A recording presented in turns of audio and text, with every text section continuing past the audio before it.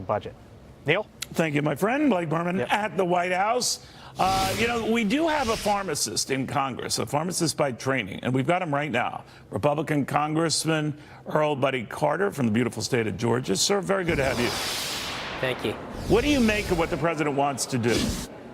Well, first of all, just attacking this problem. I'm proud of the president for doing this. This was one of his campaign promises. He said that we've got to do something about high prescription drug prices, and he's absolutely right. What I've seen and what has been released thus far, he's got 4 major points that he's talking about. I think he's spot on. Now, admittedly, the devil's in the details, so we got to see exactly what he's talking about, how he's going to deliver on these 4 topics that he has identified.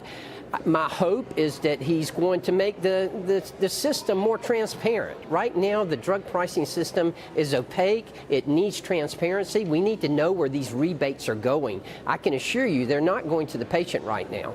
You know, we do have a system, though, in our country. It's why a lot of people, even dictators, when they're in their last throes of life, the United States, because we have the best doctors, the best medicine around. But all of those guys can afford to get the best type of treatment they can. And I wonder if the impetus behind that isn't the fact that we allow companies to charge reflecting all the money they spend on research and development for those drugs. Because they come back and say, take that away or force our prices down, you're also inhibiting our ability to come up with these life-saving drugs. What do you say? Well, what I've witnessed in my years of practicing pharmacy, the research and development has produced drugs that are just phenomenal. I mean, the progress that we've made is nothing short of phenomenal. And I understand the need for research and development. But listen, if you've got a life-saving medication that you can't afford, then what good does it do you? It's got to be accessible as well. So the pharmaceutical manufacturers have to do a better job of addressing prices. But I'm here to tell you that the main problem, the most immediate, the most significant impact that we can have on prescription drug prices is to have transparency, and is to have transparency within the pharmacy benefit managers, the middlemen that are causing the prices to go up so much. You know, it's an insurance issue, too, right? I'm disclosing here, a lot of people know this already, but I had progressive MS, multiple sclerosis.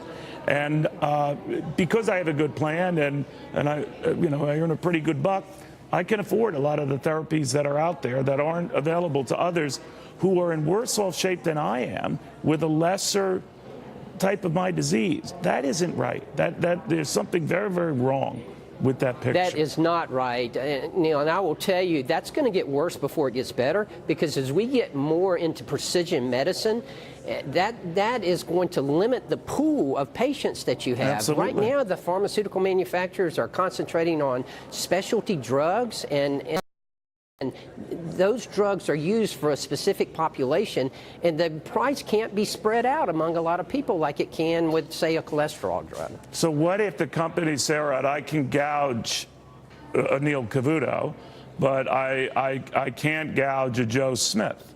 If that's the way the system is going, and increasingly I see for myself that it is, the president's right to want to correct that. Is he going to go too far, though, where the life-saving or improving therapies that are out there actually a compromise for the rich and the non-rich alike? Well, you bring up a good point. I mean, we in Congress, we in government, we don't have a tendency to overreact. We do overreact. We swing that pendulum too far the other way, and that's a fear that I have. We can't. Well, do you think drug companies, incentive. Congressman, and you know far better than anyone as a licensed pharmacist, do gouge people? That they gouge them? Well, you know, that's a pretty strong word, but, you know, if I'm having to pay half of my salary on a drug that's saving my life, then I'm probably going to use that word. You're right. So if the president is saying or wants to set a fixed level for some drugs, that isn't much better than a lot of socialist countries. And the flip side of that is then you worry about the quality of care down the road in this country. So what is the balance here? Well, the balance is difficult, but it is there and it can be done. We've got to have cooperation. There's not one simple answer to this. It's got to be a team effort. I applaud what the president and the executive branch are doing. We need to help him in Congress, and I'm working to do just that. I've got a number of pieces of legislation. For instance, right now, I've got a piece of legislation that addresses the gag clause. Did you know that your pharmacist cannot tell you that if you pay cash for a medication, that it'd be cheaper than your insurance plan? How ridiculous is that? Yeah, how ridiculous is that? There are plans out there that will pharmacist offers to you that you can pay cash and it's cheaper than your copay. They'll either be kicked out of the plan or penalized by the plan. Now, I've got legislation that'll end that ludicrous plan. Well, that plan alone is brilliant. That strategy alone is one of the things that obviously you don't have to move heaven and earth for that. Congressman, thank you very, very much.